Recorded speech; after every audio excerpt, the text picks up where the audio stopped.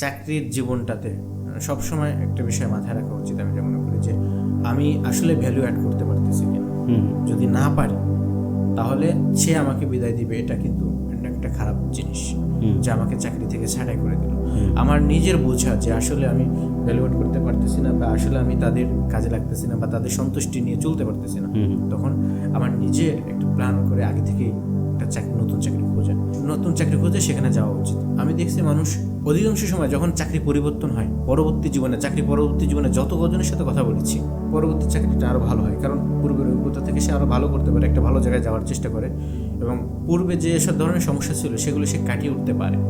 চাকরি পরিবর্তন করতে চায় না, এটা কি খেয়াল করছে কিনা?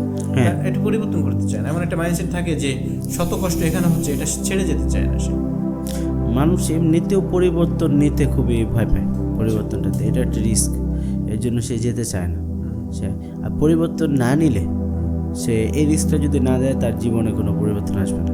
তো এটি এতটুকু রিস্ক নিতে হবে, তবে রিস্ক নেওয়ার আগে বুঝতে হবে যে আসলে কি আমি যে পোস্টের জন্য যাচ্ছি বা চেঞ্জ করতেছে সেই ডিসিশনটা আসলে কতটুকু ঠিক।